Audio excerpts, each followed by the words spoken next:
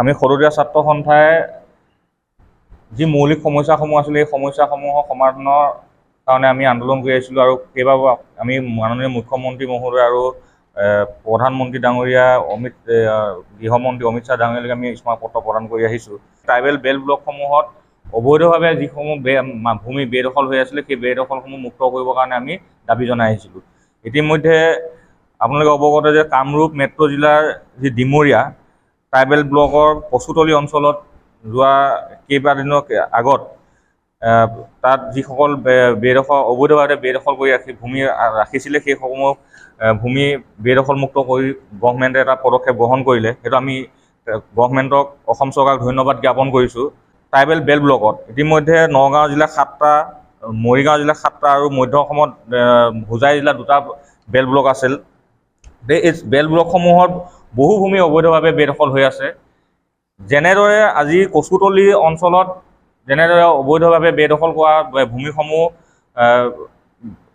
বেদখলমুক্ত কৰিলে, ঠিক তেনেদৰে যিসমূহ নগাঁও, মৰিগাঁও আৰু হোজাই জিলাৰ লগতে অসমত যিসমূহ 47টা ট্ৰাইবেল বেল্ট ব্লকৰ যি অবৈধভাৱে বেদখল হৈ আছে সেই বেদখলসমূহ যাতে মুক্ত কৰিবৰ কাৰণে আমি আজিৰ এই সংবাদ মাধ্যমৰ জৰিয়তে অসম চৰকাৰক দাবী জনাইছোঁ। মৰিগাঁৱৰ 7টা ব্লকৰ ভিতৰত তেতেলীয়া ট্ৰাইবেল ব্লকত প্ৰায় 1672 বিঘা মাটি মানে বেদখল হৈ আছে। তাৰ লগতে পলাগুৰি ট্ৰাইবেল বেল্ট ব্লকত 221 বিঘা, তাৰপিছত গোভা ট্ৰাইবেল বেল্ট ব্লকত 4223 বিঘা মানে বেদখল হৈ আছে। তাৰ ঘগুৱা ট্ৰাইবেল ব্লকত 2562 বিঘা, তাৰপিছত ভলুকাজাৰী ট্ৰাইবেল ব্লকত আছে 1375 বিঘা, জামাদেই ট্ৰাইবেল ব্লকত আছে 2742 বিঘা, বৰঙণি পথাৰ ট্ৰাইবেল ব্লকত আছে 5227 বিঘা। এই যিখিনি মৰিগাঁও জিলাৰ যিটো 7টা ট্ৰাইবেল বেল্ট ব্লকৰ যি অবৈধভাৱে বেদখল হৈ আছে এই বেদখলসমূহ যাতে অতি শীঘ্ৰে অসম চৰকাৰে যেনেদৰে কচুতলিত বেদখলমুক্ত কৰিলে তেনেদৰে মানে অতি শীঘ্ৰে তেখেতসকলক অসম চৰকাৰে পদক্ষেপ গ্ৰহণ কৰি এই যাতে ভূমিসমূহ বেদখলমুক্ত কৰে তাৰ প্ৰতি আমি অসম চৰকাৰক দাবী জনাইছোঁ। তাৰ লগে লগে নগাঁও জিলাত আছে, নগাঁও জিলাত কেইবাটাতো অবৈধভাৱে কিছু চাহ ব্যৱসায়ীয়ে চাহপাতৰ বাগান খুলি পেলাই অবৈধভাৱে বেদখল কৰি আছে। সেইসমূহ আমি তথ্য সহকাৰে অসম চৰকাৰক দাবী জনাইছোঁ যে তেখেতসকলে সেই যি কচুতলিৰ দৰে মানে যিটো উচ্ছেদ অভিযান আৰম্ভ কৰিলে সেই উচ্ছেদ যাতে নগাঁও, মৰিগাঁও আৰু কামৰূপ জিলাৰ লগতে হোজাই জিলাতো যাতে এই উচ্ছেদ অভিযান আৰম্ভ কৰে তাৰ প্ৰতি আমি অসম চৰকাৰক দাবী জনাইছোঁ। কাগজ কল, সেই কাগজ কলটো এতিয়া ইতিমধ্যে মৃত্যুমুখত পৰিলে আৰু সেই কাগজ কলটো স্থাপন কৰাৰ সময়তো ট্ৰাইবেল মানুহৰ ভূমিয়ে তেখেতসকলে লৈ পেলাই সেই এইটো কাগজ কল নিৰ্মাণ কৰিছিল আৰু সেই সময়তো আমাৰ বহু জনজাতি মানুহ তাৰ পৰা উচ্ছেদ হ'বলগীয়া হৈছিলে।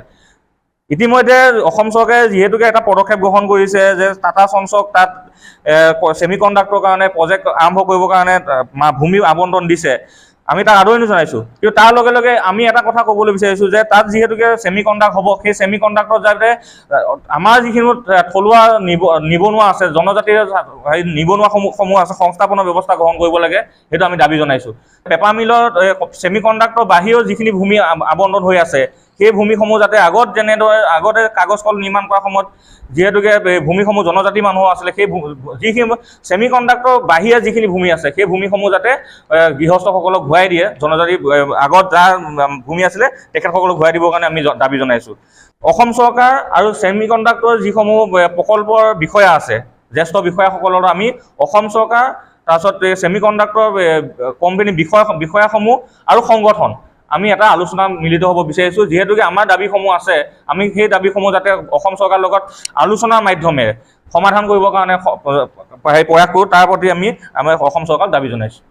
ইয়াত এটা মানে এইটো চৰকাৰী ব্যৱস্থা কৰিছিল যে তাত কোনো ধৰণৰ ইলিগেল এনক্ৰ'চাৰ প্ৰৱেশ কৰি তেওঁলোকৰ অৰ্থনৈতিক যি আৰ্থসামাজিক ব্যৱস্থা আছে বা তেখেতসকলৰ কৃষ্টি সংস্কৃতি যিবিলাক আছে এইবোৰ যাতে বিনষ্ট কৰিব নোৱাৰে, তাৰ কাৰণে এই এটা মহান উদ্দেশ্য লৈ ট্ৰাইবেল বেল্ট এণ্ড ব্লকসমূহ গঠন কৰিছিলে।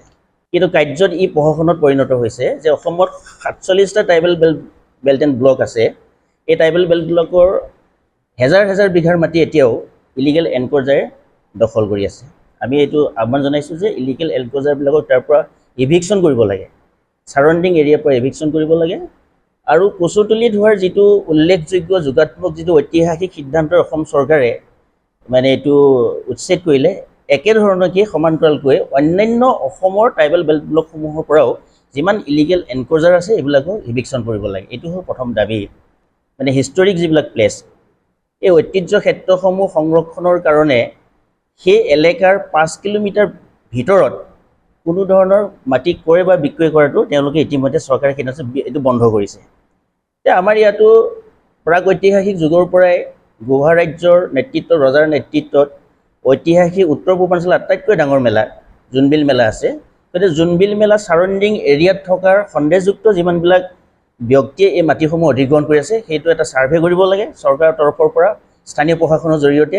ছাৰ্ভে কৰাৰ জৰিয়তে এই মানে অঞ্চলত থকাৰ সন্দেহযুক্ত নাগৰিকসকলক সেই অঞ্চলৰ পৰা ইভিকশ্যন কৰি পেলাই মানে অদূৰ ভৱিষ্যতলৈকে জোনবিল মেলাৰ যিটো ঐতিহ্যৰ যিটো পটভূমি, এই পটভূমিটো সুৰক্ষিত কৰি ৰাখিবৰ কাৰণে বা সেই ভূমিসমূহ নিশ্চিত সংৰক্ষণৰ ব্যৱস্থা কৰিবৰ কাৰণে আমি চৰকাৰক দাবী জনাইছোঁ যে এই পেপাৰ মিল স্থাপন কৰাৰ সময়তো আমি অসমৰ এটা শক্তিশালী অৰ্থনৈতিক বুনিয়াদ গঢ়ি উঠাৰ স্বাৰ্থতহে গোভা ট্ৰাইবেল বেল্ট ব্লকৰ অন্তৰ্গত সেই 2000 বিঘাৰ মাটিটো আমি হিন্দুস্তান পেপাৰ কলৰ নামত এৰি দিছিলোঁ।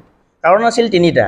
প্ৰথম কাৰণটো হৈছে ইয়াৰ স্থানীয় যিটো অৰ্থনৈতিক ভেটি ই সুদৃঢ় কৰিব, লগতে জনজাতীয়ৰ পিছপৰাৰ মানুহখিনি ভূমি যিহেতু তেওঁলোকে অধিগ্ৰহণ কৰিছিলে চৰ্তৰ সাপেক্ষে তেওঁলোকে সেই পৰিয়ালসমূহক সংস্থাপনৰ ব্যৱস্থা কৰিব।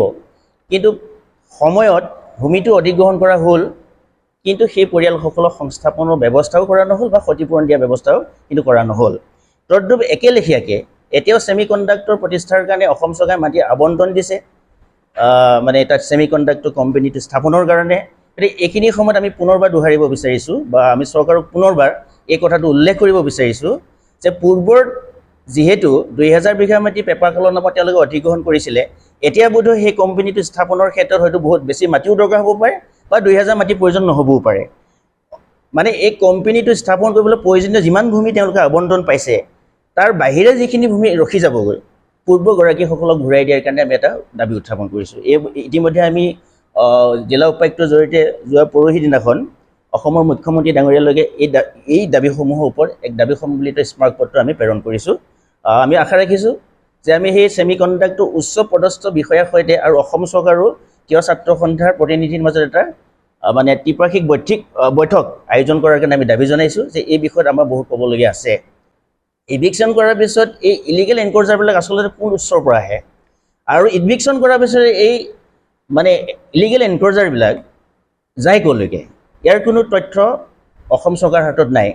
পুনৰ এনেধৰণৰ আপত্তিজনক স্থানবিলাকতে তেওঁলোকে আকৌ বসতি কৰিবলৈ লয় আৰু এটা ৰেচিডেঞ্চিয়েল তেওঁলোকে বনাই লয়, আৱাসিক এটা এৰিয়া বনাই লয় তেওঁলোকে, য'ত একেধৰণৰ পৰিস্থিতিয়ে সেই জেগাসমূহত আকৌ নতুনকৈ উদ্ভৱ হয়। সেইকাৰণে চৰকাৰৰ প্ৰতি আমি আহ্বান জনাইছোঁ ইভিকশ্যন কৰাৰ পৰৱৰ্তী পৰ্যায়ত ইয়াৰ পৰা যে উচ্ছেদিত বেদখলকাৰীসকলে যাতে আকৌ বিতৰ্কিত তেনেকৈ জনজাতীয় অঞ্চলসমূহত প্ৰৱেশ কৰি যাতে তেওঁলোকে আকৌ এনেকুৱা এটা পৰিস্থিতি সৃষ্টি কৰিব নোৱাৰে তাৰ এটা ব্যৱস্থা কৰিবলৈ আৰু অতি সন্দেহজনক হ'লে তেওঁলোকক ডিটেকশ্যন কেম্পত আবদ্ধ কৰি ৰাখিবলৈ, যদি এইটো প্ৰমাণ হয় যে সঁচাকৈ অসমৰ নাগৰিক নহয় তেতিয়াহ'লে তাৰ প্ৰত্যাৰ্পণৰ ব্যৱস্থা কৰিব লাগে। আপোনালোকৰ জৰিয়তে সম্প্ৰচাৰিত হৈ এই বাতৰিয়ে অসমৰ জনগণলৈ এটা মানে এইটো অসম চৰকাৰো দৃষ্টিগোচৰ কৰিব আৰু অসম চৰকাৰে ইয়াৰ যাৱতীয় ব্যৱস্থা গ্ৰহণ কৰিব বুলি মই আশা ৰাখিছোঁ। ধন্যবাদ।